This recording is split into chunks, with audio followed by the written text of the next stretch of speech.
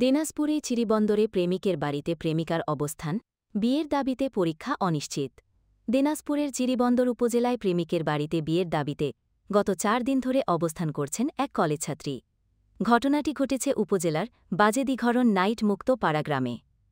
পার্বতীপুর উপজেলার আব্দুল কুদ্দুসের মেয়ে মোছারেহেনা আক্তার কল্পনা মন্মথপুর আইডিয়াল কলেজের 2023-24 সেশনের এইচএসসি পরীক্ষার্থী।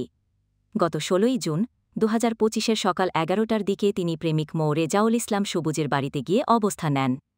কল্পনার দাবি, দীর্ঘদিন ধরে তাদের প্রেমের সম্পর্ক চলছিল এবং এখন বিয়ে না হওয়া পর্যন্ত তিনি সেই বাড়ি ছেড়ে যাবেন না। পরিবারের লোকজন এবং স্থানীয় গণ্যমান্য ব্যক্তিরা বিষয়টি সমাধানের চেষ্টা করলেও এখন পর্যন্ত কোনো সিদ্ধান্তে পৌঁছানো যায়নি। কল্পনা এখনও প্রেমিকের বাড়িতেই অবস্থান করছেন এবং নিজের অবস্থানে অনড় রয়েছেন। অন্যদিকে 26 জুন থেকে এইচএসসি পরীক্ষা শুরু হলেও বিয়ের সমাধান না হওয়ায় কল্পনার পরীক্ষায় অংশগ্রহণ অনিশ্চিত হয়ে পড়েছে। মেধাবী এই ছাত্রীর পড়ালেখা নিয়ে উদ্বিগ্ন তার শিক্ষক সহপাঠীরাও।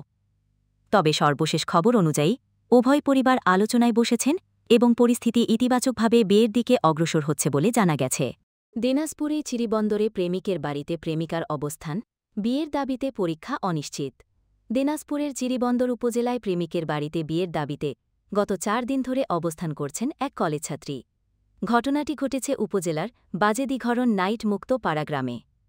পার্বতীপুর উপজেলার আব্দুল কুদ্দুসের মেয়ে মোছারেহেনা আক্তার কল্পনা মন্মথপুর আইডিয়াল কলেজের 2023-24 সেশনের এইচএসসি পরীক্ষার্থী। গত 16 জুন 2025-এর সকাল 11টার দিকে তিনি প্রেমিক মো রেজাউল ইসলাম সবুজের বাড়িতে গিয়ে অবস্থান নেন।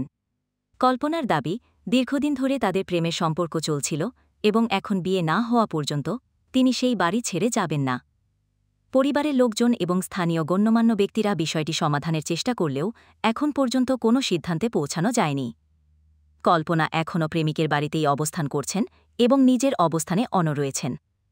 অন্যদিকে 26 জুন থেকে এইচএসসি পরীক্ষা শুরু হলেও বিয়ের সমাধান না হওয়ায় কল্পনার পরীক্ষায় অংশগ্রহণ অনিশ্চিত হয়ে পড়েছে। মেধাবী এই ছাত্রীর পড়ালেখা নিয়ে উদ্বিগ্ন তার শিক্ষক সহপাঠীরাও। তবে সর্বশেষ খবর অনুযায়ী উভয় পরিবার আলোচনায় বসেছেন এবং পরিস্থিতি ইতিবাচকভাবে বিয়ের দিকে অগ্রসর হচ্ছে বলে জানা গেছে।